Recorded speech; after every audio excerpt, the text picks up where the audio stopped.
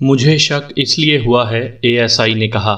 کل جب مضروب کو چارپائی پر تھانے میں لائے تھے اس وقت ابھی اندھیرا تھا، اذان اس کے بعد ہوئی تھی۔ مجھے کانسٹیبل نے بتایا ہے کہ مضروب کی چارپائی برآمدے میں رکھی گئی تھی۔ ہیڈ کانسٹیبل نے ایک کانسٹیبل کو آپ کو اطلاع دینے کے لیے بھیجا اور خود دفتر چلا گیا۔ اس نے مضروب کو لانے والوں کو دفتر میں بلا کر ان سے کچھ ضروری باتیں پوچھیں۔ وہ باہر آیا تو یہ کانسٹیبل مضروب کی چارپائی سے ہٹ کر بارک میں جا رہا تھا۔ باقی کانسٹیبل ابھی سوئے ہوئے تھے۔ برآمدے میں یہ اکیلا تھا۔ مجھے یہ ساری بات ہیڈ کانسٹیبل نے بتائی ہے۔ اسے بھی شک ہے کہ اس کانسٹیبل نے کوئی گڑبڑ کی ہے۔ اب یہ چھٹی کسی اور بہانے لے گا، لیکن یہ رقم اور انگوٹھی اپنے گھر والوں کو دینے جا رہا ہے۔ تم جاؤ، میں نے اے ایس آئی سے کہا، اور اس کے جانے کے بعد اس کانسٹیبل کو بلا کر پوچھا، صبح جب مضروب کو یہاں لایا گیا تھا تو تم اس کے پاس کیا کر رہے تھے؟ کچھ نہیں ملک صاحب، اس نے جواب دیا۔ میری آنکھ کھل گئی تھی، میں نے باہر آ کر دیکھا کہ یہ لاش کس کی ہے۔ ایشر داس، میں نے اسے کہا، ایک کام کرو اور اپنی نوکری کو بچاؤ۔ مضروب کی جیب سے تم نے جو رقم نکالی ہے اور اس کی انگلی سے جو انگوٹھی اتاری ہے وہ خود ہی مجھے دے دو۔ اگر میں نے تلاشی لے کر یہ مال برآمد کیا تو تم جانتے ہو کہ کیا ہوگا۔ اس نے جس طرح گھبرا کر اور ہکلا کر انکار کیا، اس سے مجھے یقین ہو گیا کہ یہ چور ہے۔ میں نے اسے کہا کہ میں اسے مہلت نہیں دوں گا۔ وہ مجھے بڑی اچھی طرح جانتا تھا۔ بارک میں گیا اور رقم اور انگوٹھی رومال میں بندھی ہوئی میرے حوالے کر دیں اور جھک کر میرے پاؤں چھو لیے۔ بڑی مجبوری کی حالت میں یہ چوری کی تھی، اس نے کہا، اور اس کے آنسو نکل آئے۔ اس نے اپنے گھر کی ایک مجبوری بتائی۔ میں نے اسے کہا کہ لوگ مجبور ہو کر ہی چوری چکاری کیا کرتے ہیں، لیکن قانون مجبوریاں نہیں سنا کرتا۔ میں ذاتی طور پر اس کی مجبوری کی داستان سن کر متاثر ہو گیا تھا۔ اگر میں اس کو بخش دیتا تو تھانے میں بے ہوش زخمیوں اور لاشوں کی جیبیں صاف کرنے کی رسم چل پڑتی۔ یہ جرم معمولی نہیں تھا۔ میں آپ کو سنا چکا ہوں کہ میں نے تفتیش کو کس لائن پر ڈال دیا تھا۔ اس میں کتنا سرکاری وقت ضائع ہوا اور میں نے کتنے بے گناہ آدمیوں کو پریشان کیا۔ اس کانسٹیبل کے خلاف میں نے کارروائی کرنے کے لیے اے ایس آئی کو کہہ دیا تھا۔ رقم اور انگوٹھی مل جانے سے یہ شک صاف ہو گیا کہ یہ راہزنی کی واردات تھی، اور میں اپنے شک کو بھی صاف ہی سمجھتا تھا کہ اس کے مزاروں نے اسے مارا پیٹا ہے۔ اب یہ شک سامنے آ گیا کہ یہ انتقامی کارروائی ہے۔ میں نے اب انتقام کی وجہ معلوم کرنی تھی۔ ابو ذر ابھی ہسپتال میں تھا۔ میری نظر میں اب اس کیس کی نوعیت معمولی رہ گئی تھی۔ اس کے مزاروں کے گاؤں کے نمبردار نے اس کے متعلق جو باتیں بتائی تھیں ان سے یہ ثابت ہوتا تھا کہ ابو ذر عورت باز ہے۔ اسی سلسلے میں اس پر یہ حملہ ہوا ہے۔ میں نے ضروری سمجھا کہ اس کے کردار کے متعلق مزید معلومات حاصل کر لی جائیں۔ یہ تو میں آپ کو کئی بار بتا چکا ہوں کہ پولیس کے خفیہ ذرائع کیا کیا ہوتے ہیں۔ میں 2 دن اس کام میں لگا رہا۔ جو رپورٹیں مجھے ملیں وہ ابو ذر کے خلاف جاتی تھیں۔ اس سے آپ یہ نہ سمجھیں کہ ابو ذر کوئی بہت بڑا بدماش تھا۔ وہ بظاہر معزز آدمی تھا، ملنسار تھا، اپنی برادری میں اور شہر میں بھی اس کی عزت تھی، لیکن اس کی یہ عادت بھی تھی کہ کوئی عورت اچھی لگتی تو اس کے ساتھ بے تکلف ہونے کی کوشش کرتا تھا۔ آپ نے ایسے آدمی دیکھے ہوں گے جو بظاہر شریف اور قابل احترام ہوتے ہیں، لیکن درِ پردہ عورت ان کی کمزوری بنی ہوئی ہوتی ہے۔ کچھ ایسی ہی حالت ابو ذر کی تھی۔ میں نے یہ معلوم کرنے کی کوشش کی کہ اس کے تعلقات کتنی عورتوں کے ساتھ ہیں، تو مجھے سوائے ایک ہندو عورت کے کسی دوسری عورت کا نام پتہ معلوم نہ ہو سکا۔ اس سے یہ ظاہر ہوا کہ وہ عام بدماشوں جیسا بد کردار آدمی نہیں تھا۔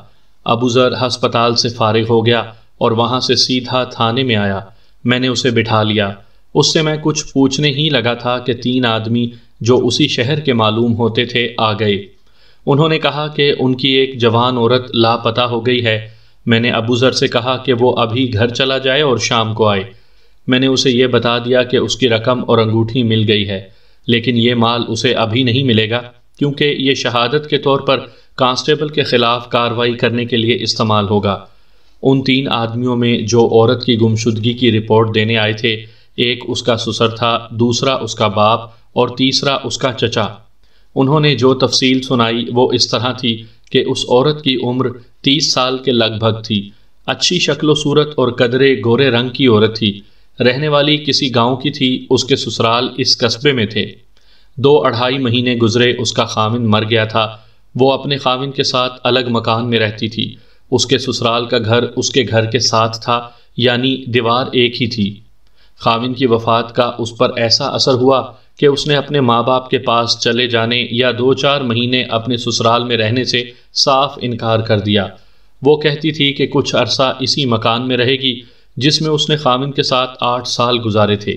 اس عورت کو پہلے یہ صدمے پہنچے تھے کہ ایک لڑکا پیدا ہوا جو 3-4 مہینے کا ہو کر مر گیا۔ 3-4 سال بعد ایک لڑکی پیدا ہوئی، وہ بھی چند مہینوں بعد مر گئی۔ اس کے بعد کوئی بچہ نہ ہوا۔ اس کے سسرال نے اسے مجبور نہ کیا کہ وہ اکیلی نہ رہے۔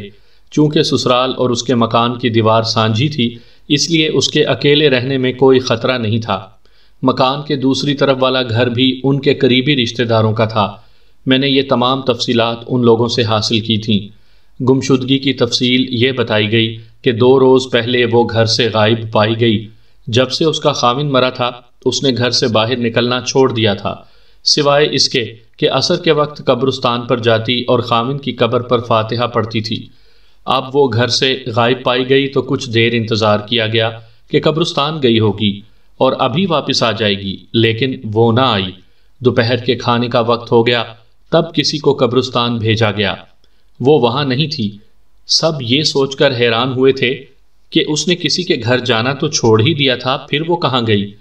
شام تک بھی نہ آئی تو یہ امید ختم ہو گئی کہ وہ خود کہیں چلی گئی ہے اور واپس آ جائے گی۔ ایک آدمی کو اس کے میکے گاؤں بھیجا گیا، وہی ایک جگہ تھی جہاں وہ جا سکتی تھی۔ گاؤں 16-17 میل دور تھا۔ اگلی صبح وہ آدمی واپس آ گیا، اس کے ساتھ لڑکی کا باپ اور چچا بھی آ گیا۔ وہ وہاں نہیں گئی تھی۔ ان لوگوں نے اس کی تلاش میں 1 دن اور 1 رات اور ضائع کر دی۔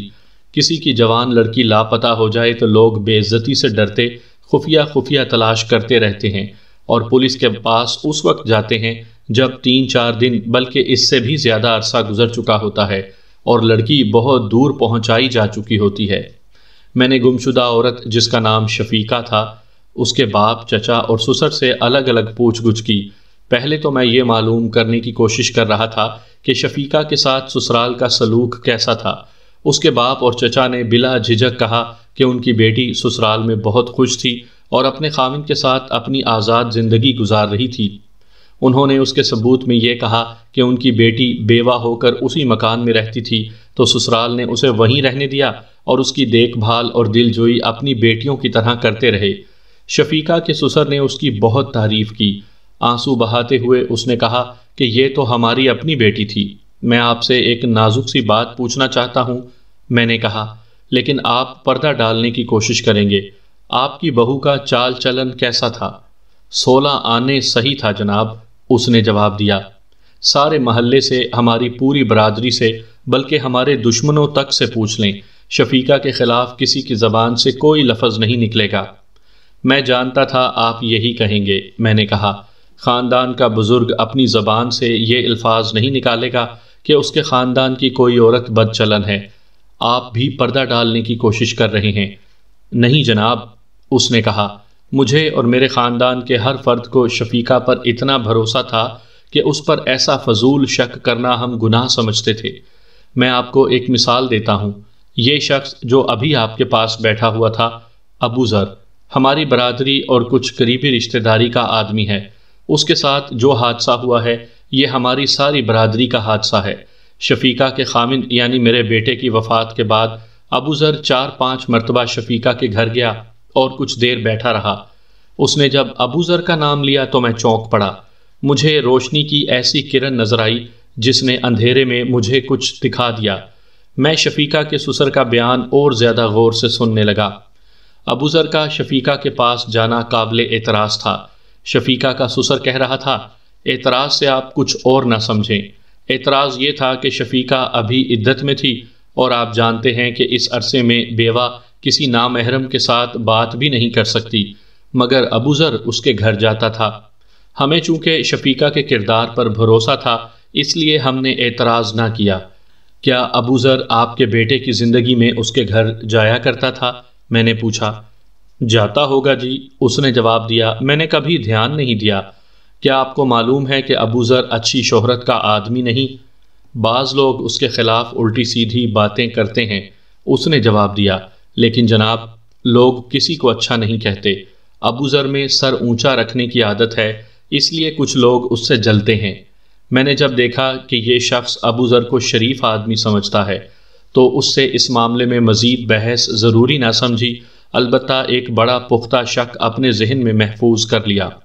گمشدگی کی رپورٹ باقاعدہ طور پر درج کرنے کے لیے میں نے ان لوگوں سے تمام ضروری معلومات، حلیہ، لباس وغیرہ لے لیں اور لاپتہ عورت کے سسر کے نام سے FIR تحریر کر لی اور ان لوگوں کو فارغ کر دیا۔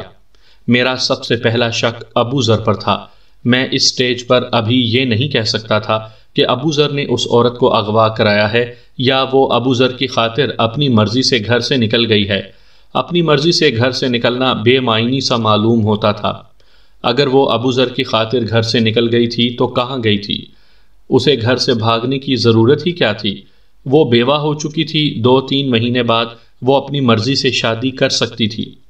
پیچھے یہ شک میرے ذہن میں رہ گیا کہ ابو ذر اس کے گھر جاتا رہا، اسے ورغلاتا رہا، اور جب مایوس ہو گیا یا شفیقہ نے اسے دھتکار دیا تو ابو ذر نے اسے گھر سے اٹھوا کر غائب کروا دیا۔ یوں بھی ہو سکتا تھا کہ ابو ذر نے شفیقہ پر دست درازی کی۔ شفیقہ نے اسے کہا کہ وہ اپنے سسرال کو بتا دے گی۔ شفیقہ کا رد عمل شدید اور خطرناک ہوگا۔ اس سے بچنے کے لیے ابو ذر نے اسے اغوا کروا دیا۔ اب اس عورت کو قتل ہونا تھا، لیکن میرے اس شک کو یہ خیال رفع کر دیتا تھا کہ یہ عورت جس وقت لاپتہ ہوئی اس وقت ابو ذر ہسپتال میں تھا۔ یہ میری اپنی سوچیں اور قیاس آرائیاں تھیں اور میں ان کا تجزیہ کر رہا تھا۔ اس قسم کی وارداتوں کی تفتیش میں عقل اور تجربے سے کام لینا پڑتا ہے۔ جوان عورتوں کے اغوا کے اسباب یہ ہوتے ہیں کہ وہ اپنی مرضی سے گئی یا اسے زبردستی اٹھایا گیا یا خاندانی عداوت میں وہ انتقام کا نشانہ بنی۔ اس موقع پر پولیس اپنے وہ ذرائع استعمال کرتی ہے جنہیں عام اصطلاح میں مخبر کہا جاتا ہے۔ یہ بھی میں آپ کو پہلے کبھی بتا چکا ہوں کہ پولیس کے مخبر کیسے کیسے لوگ ہوتے ہیں۔ سامعین کرام، آپ سن رہے ہیں انسپیکٹر احمد یار خان مرحوم کی تفتیشی کہانیوں کے سلسلے میں ایک اردو کہانی جب پیار نے کروٹ بدلی۔ یہ اس سلسلے کی قسط نمبر 2 ہے۔ مجھے امید ہے آپ کو میری یہ کاوش پسند آ رہی ہوگی۔ میں نے سب سے پہلے ابو ذر کو ہی بلا لیا۔ میں یہ توقع تو رکھ ہی نہیں سکتا تھا کہ وہ اگر اس عورت کی گمشدگی میں ملوث ہے تو آتے ہی مجھے صحیح بات بتا دے گا، لیکن مجھے اپنے تجربے پر بھروسہ تھا۔ میں اس کے انکار سے یا باتوں سے اندازہ کر سکتا تھا کہ اس واردات کے ساتھ اس کا تعلق ہے یا نہیں، یا اس عورت کے ساتھ اس کے تعلقات کیا تھے۔ وہ تھوڑی ہی دیر بعد میرے پاس آ گیا۔ ابو ذر، میں نے اسے کہا، اب اپنے آپ کو معزز سمجھنا چھوڑ دو۔ ان 4-5 دنوں میں تمہارے متعلق کم از کم 50 آدمیوں کے ساتھ بات کر چکا ہوں۔ ان میں سے کسی ایک نے بھی نہیں کہا کہ ابو ذر شریف آدمی ہے۔ میں تمہیں مہلت دیتا ہوں۔ اگر اس وقت سچ بول دو تو معاملہ یہیں گول کر دوں گا۔ شرط یہ ہے کہ یہ بتا دو کہ شفیقہ کہاں ہے۔ جناب عالی، اس نے کہا، میں اب گھر پہنچا تو مجھے پتا چلا کہ وہ کہیں چلی گئی ہے۔ میں تو ہسپتال میں پڑا تھا۔ کیا یہ میں نہیں جانتا کہ تم ہسپتال میں پڑے تھے؟ میں نے کہا، میں وہ باتیں بھی جان گیا ہوں جو تم سمجھتے ہو کہ مجھے معلوم نہیں ہوں گی۔ میں عزت دار اور خاندانی آدمی ہوں جناب، ابو ذر نے کہا۔ آپ مجھ پر کوئی اور الزام لگائیں، اغوا کا الزام مجھ پر نہ تھوپیں۔ عزت دار اور خاندانی آدمی اپنے مزاروں کی بیویوں سے جوتے نہیں کھایا کرتے۔ میں نے کہا، تم اپنے مزارے کی بیوی کے دھتکارے ہوئے آدمی ہو۔ جس نمبردار کو تم اپنا دوست سمجھتے ہو وہ سرکار کا آدمی ہے۔ اس کی وفاداری اس تھانے کے ساتھ ہے۔ نمبردار تو اپنے قریبی رشتہ داروں کو بھی ڈنک مار جایا کرتے ہیں۔ تم نے ان غریبوں سے دھونس سے زیادہ رقم وصول کی۔ جناب علی، پہلے میری بات سن لو، میں نے اسے بولنے نہ دیا۔ تم شفیقہ کے گھر کیا لینے جاتے تھے؟ اس کا خامند میرا دوست تھا، اس نے جواب دیا۔ اس کی بیوی تو تمہاری دوست نہیں تھی، میں نے کہا۔ میں تمہاری زبان سے سیدھی ایک بات سننا چاہتا ہوں کہ تم نے اس بیوہ پر ڈورے ڈالنے کی کوشش کی۔ اس نے تمہیں اسی طرح دھتکار دیا جس طرح مزارے کی بیوی نے تمہیں دھتکارا تھا، اور تم نے ایسے وقت شفیقہ کو انتقاماً اغوا کرایا جب تم ہسپتال میں پڑے ہوئے تھے۔ اس نے اچھل اچھل کر اور تڑپ تڑپ کر کہنا شروع کر دیا کہ ایسا بالکل نہیں ہوا اور شفیقہ پر اس کی نیت ایسی نہیں تھی، لیکن میں اس کے انکار کو تسلیم نہیں کر رہا تھا۔ ایک بات بتاؤ، میں نے پوچھا، شفیقہ کا چال چلن کیسا تھا؟ کوئی اور آدمی بتا دو جس کے ساتھ شفیقہ کے درِ پردہ تعلقات تھے، تمہاری نجات اسی میں ہے کہ کسی اور کا نام بتاؤ۔ شفیقہ بد چلن نہیں تھی، اس نے کہا، خامن کے ساتھ اسے بہت محبت تھی، لیکن جناب دلوں کا حال کون بتا سکتا ہے؟ مجھے ایک آدمی کا شک ہے، شفیقہ اسے بہت چاہتی تھی اور وہ شفیقہ کے پاس جاتا رہتا تھا۔ وہ ہماری برادری کا لڑکا ہے، اس کی عمر 22-23 سال ہے، اس کا نام مصطفیٰ ہے۔ میں یہ بھی جانتا ہوں کہ اس کی شادی ہو چکی ہے، تقریباً 1 سال ہو گیا۔ اس کی بیوی بڑی خوبصورت لڑکی ہے، لیکن مصطفیٰ اسے بسانا نہیں چاہتا، کہتا ہے کہ اسے اچھی نہیں لگتی۔ 3-4 مہینوں سے لڑکی اپنے ماں باپ کے گھر بیٹھی ہوئی ہے اور مصطفیٰ شفیقہ کے گھر جاتا رہتا ہے اور بہت دیر وہیں رہتا ہے۔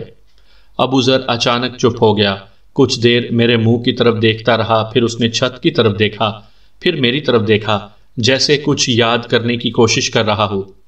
ایک بات یاد آ گئی ہے، اس نے کہا، اس رات جب مجھ پر حملہ ہوا تو بے ہوش ہونے سے پہلے ان 3 آدمیوں میں سے کسی ایک نے مجھے کہا، پھر جاؤ گے شفیقہ کے پاس؟ اگر پھر تمہیں اس گھر میں قدم رکھتے دیکھا تو قتل ہو جاؤ گے۔ یہ بات تم نے مجھے اس وقت کیوں نہ بتائی جب تم ہسپتال میں بیان دے رہے تھے؟ سر پر جو چوٹیں پڑی تھیں ان کا اثر ابھی بھی باقی تھا، اس نے جواب دیا۔ شاید یہی وجہ تھی کہ میں یہ بات آپ کو بتانا بھول گیا۔ میں نے اس آواز کو پہچان لیا تھا، یہ مصطفیٰ کی آواز تھی۔ اس نے فاتحانہ لہجے میں بڑے جوشیلے انداز میں کہا، اب معاملہ صاف ہو گیا ہے، مجھ پر حملہ کرنے والوں میں مصطفیٰ بھی تھا اور اس کے ساتھ اس کے دوست ہوں گے۔ دشمنی کیا تھی؟ میں نے پوچھا۔ اگر اس وقت اس نے تمہیں کہا تھا کہ پھر کبھی شفیقہ کے گھر جاؤ گے تو قتل ہو جاؤ گے، تو اس کا مطلب تو یہ ہوا کہ اس سے پہلے بھی اس نے تمہیں شفیقہ کے گھر جانے سے روکا تھا۔ اس بات پر تمہاری اور اس کی تلخ کلامی ہوئی ہوگی۔ دیکھو ابو ذر، میں نہیں مانتا کہ تم اتنی اہم بات بھول گئے تھے۔ میں نے تمہیں کہا ہے کہ سچ بولو، شفیقہ کو سامنے لاؤ اور جاؤ چھٹی کرو۔ ابھی تو میں معاملہ یہیں پر ختم کر سکتا ہوں۔ اگر تم چالاک اور ہوشیار بننے کی کوشش کرو گے تو بہت برے انجام کو پہنچو گے۔ تم نے جن سے مار کھائی ہے میں انہیں نہیں پکڑوں گا، الٹا تمہیں دھر لوں گا۔ جناب ملک صاحب، میں آپ کو کس طرح یقین دلاؤں کہ اس عورت کو میں نے اغوا نہیں کرایا؟ اس نے ایسی آواز میں کہا جیسے وہ ابھی رو پڑے گا۔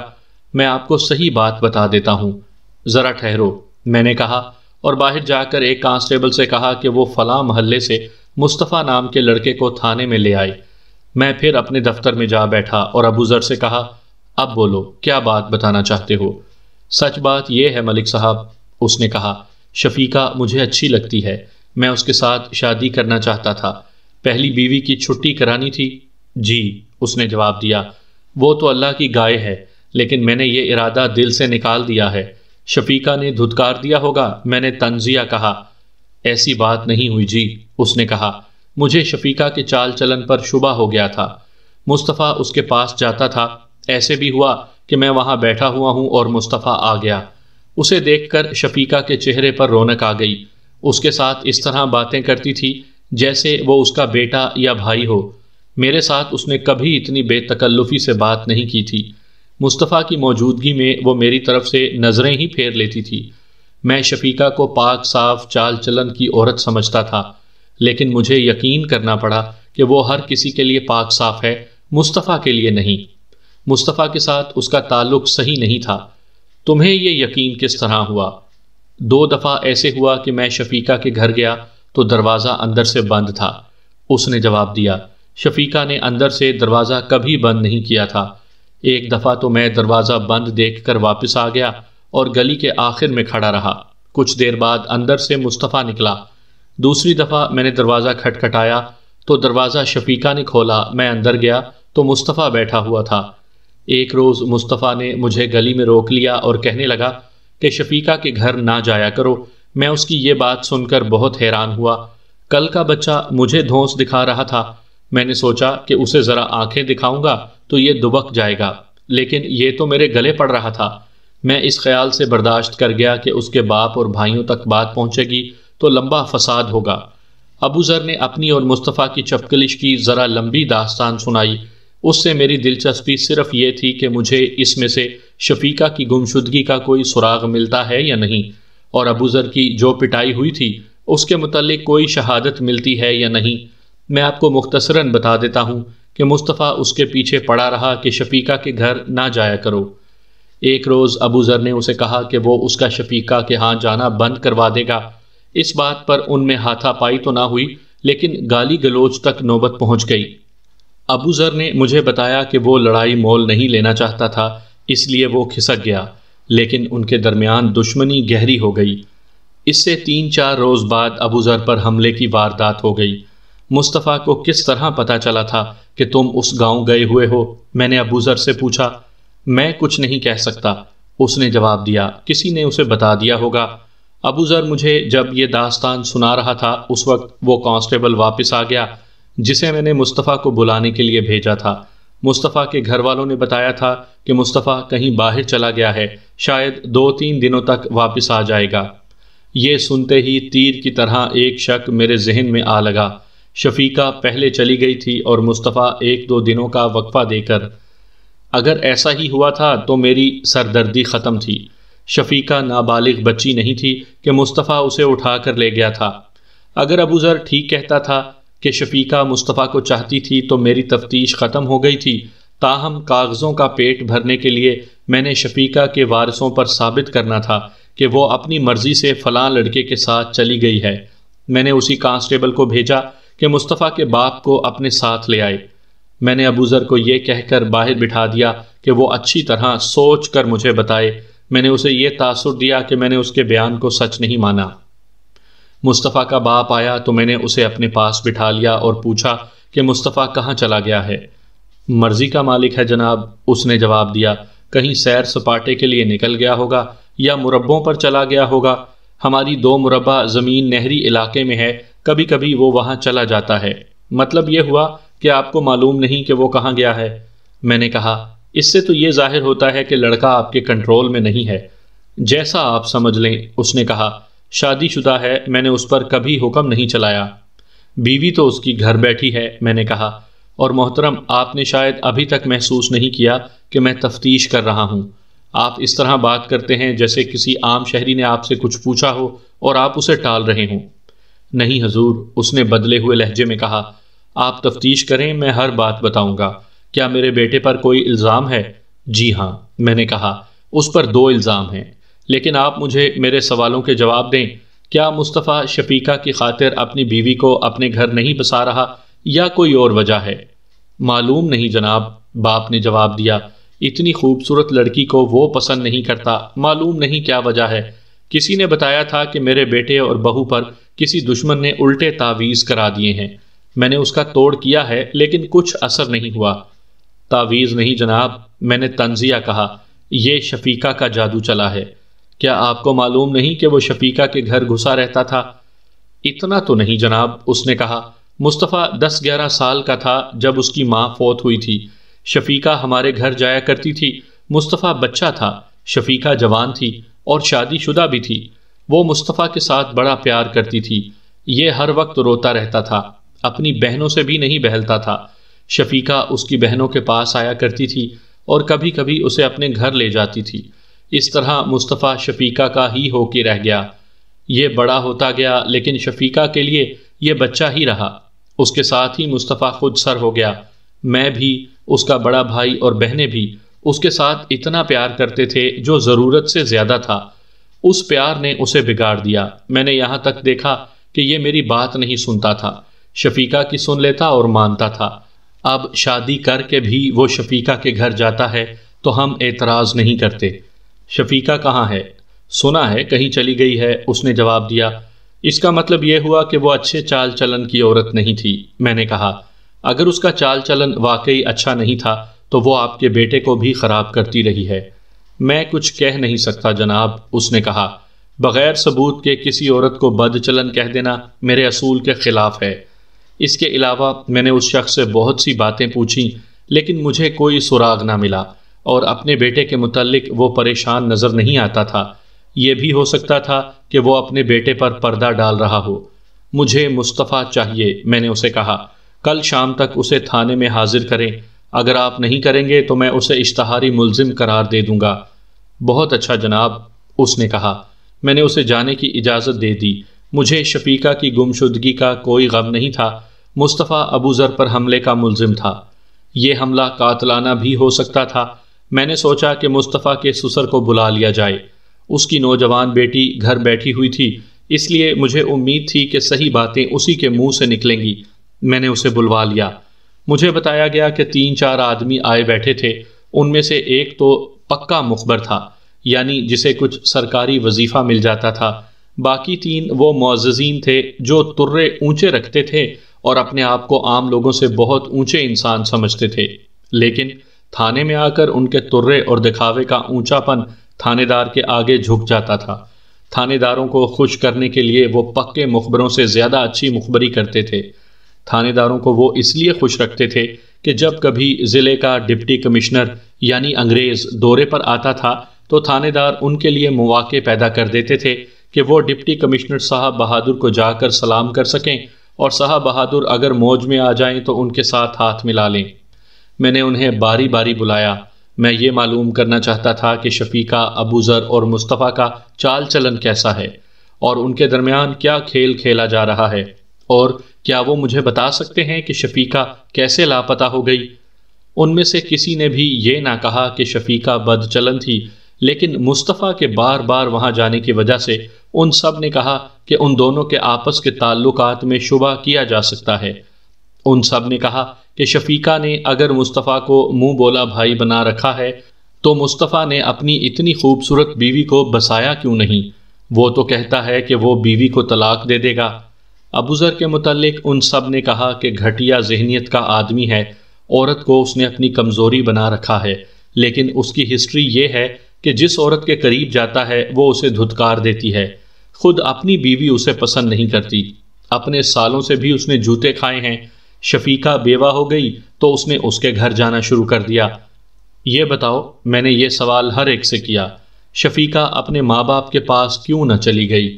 اس کے سسرال والے ابھی اپنے بیٹے کی موت کے صدمے میں ہیں۔ ان سب کا جواب تقریباً ایک جیسا ہی تھا۔ وہ کہتے ہیں شفیقہ عدت پوری کر رہی ہے، لیکن وہ یہ نہیں دیکھتے کہ ابوذر اور مصطفیٰ جیسے جوان آدمی اس کے گھر جاتے ہیں۔ ان میں سے 2 آدمیوں نے یہ جواب دیا کہ شفیقہ کچھ عرصہ اور یہیں گزارے گی، کیونکہ وہ مصطفیٰ سے اتنی جلدی جدا نہیں ہونا چاہتی۔ وہ گئی کہاں؟ میں نے ان سب سے الگ الگ پوچھا۔ ان میں سے کوئی بھی مجھے پکا جواب نہ دے سکا۔ سب نے یہ کہا کہ مصطفیٰ بھی کہیں نظر نہیں آتا۔ اس سے شک ہوتا ہے کہ دونوں اپنے اپنے طور پر گھروں سے نکلے اور کہیں چلے گئے۔ میں نے کئی اور ذرائع سے اس ڈرامے کی تہہ تک پہنچنے کی کوشش کی۔ تقریباً سب نے ایسے ہی جوابات دیے جو میں پہلے سن چکا تھا۔ آپ خود غور کریں کہ یہ لوگ کیسی حماقت کرتے رہے کہ جوان بیوہ کو اکیلا چھوڑے رکھا اور اس کے پاس جوان آدمی آتے جاتے رہے۔ ان کی اس حماقت سے ایک تو ان دونوں جوان آدمیوں میں رقابت پیدا ہوئی، دوسرے یہ کہ ایک نوجوان بیوی اپنے ماں باپ کے گھر بیٹھی تھی، اور تیسری یہ واردات ہو گئی جس میں ابوذر کی جان بھی ضائع ہو سکتی تھی۔ ان کے لیے سب سے بڑی ذلت یہ ہوئی کہ عورت گھر سے کسی کے ساتھ نکل گئی۔ میں نے یہ سب کچھ سوچ کر اس کیس کو ان چھوٹی چھوٹی وارداتوں کی لائن میں لگا دیا جن کی تفتیش میں کوئی جلدی نہیں ہوتی۔ میں نے سوچا کہ ان لوگوں کو تھانے کے چکر پڑتے رہیں تاکہ ان کے ہوش ٹھکانے آ جائیں۔ اس کے علاوہ تھانے میں اس سے زیادہ اہم کیس اور سنگین وارداتوں کی تفتیش چل رہی تھی۔ مصطفیٰ کا سسر آ گیا۔ آپ کی بیٹی کو آپ کا داماد بساتا کیوں نہیں؟ میں نے مصطفیٰ کے سسر سے پوچھا۔ قسمت کا کھیل ہے جناب، اس نے آہ بھر کر کہا۔ میں جنہیں شریف اور معزز سمجھتا تھا وہ پکے بدماش اور بے غیرت نکلے، حالانکہ میرے قریبی رشتہ دار ہیں۔ میں وجہ پوچھ رہا ہوں۔ وہ جو عورت لاپتہ ہو گئی ہے یہ سب اس کی کرتوت ہے، اس نے جواب دیا۔ آپ کے پاس اس کی گمشدگی کی رپورٹ پہنچ گئی ہے، اس کا نام شفیقہ ہے۔ کیا یہ صحیح ہے کہ آپ کے داماد پر شفیقہ کا قبضہ ہے؟ میں نے پوچھا۔ اس میں کوئی شک ہی نہیں ہے جناب، اس نے جواب دیا۔ شفیقہ اس کی ماں تو نہیں لگتی، اب دونوں کہاں ہیں؟ میں نے دیکھا کہ یہ شخص میرے ہر سوال کا جواب جلے کٹے الفاظ میں دیتا تھا اور اس کوشش میں تھا کہ ہر جرم کا مجرم مصطفیٰ کو ثابت کرے۔ میں نے اس سے اپنے مطلب کی کوئی بات کہلوانے کی بہت کوشش کی، لیکن اس کے پاس سراغ کی کوئی بات نہیں تھی۔ میں نے اسے مزید پوچھ گچھ نہ کی۔ میں نے 2 دن اس کیس کی طرف توجہ ہی نہ دی۔ میں نے مصطفیٰ کے باپ کو کہا تھا کہ وہ اگلی شام تک مصطفیٰ کو پیش کرے۔ میں نے اپنے اس حکم کی طرف بھی توجہ نہ دی۔ صبح کے 8 یا شاید 8:30 بجے ہوں گے کہ مصطفیٰ کا باپ تھانے میں آیا۔ وہ سیدھا میرے پاس آ گیا۔ میں نے اسے دیکھتے ہی پوچھا، مصطفیٰ نہیں آیا؟ آ گیا ہے جناب، اس نے جواب دیا اور منت سماجت کے لہجے میں کہنے لگا، کیا میں آپ سے درخواست کر سکتا ہوں کہ ممکن ہو سکے تو میرے بیٹے کے ساتھ کچھ رو رعایت کر دیں؟ میں باپ ہوں، باپ کے جذبات آپ جانتے ہیں۔ مجھے جناب جو خدمت بتائیں گے کروں گا۔ آپ اسے میرے پاس بھیج دیں۔ میں نے اسے جھوٹی تسلی دیتے ہوئے کہا، جتنی مدد ممکن ہو سکی وہ میں کروں گا۔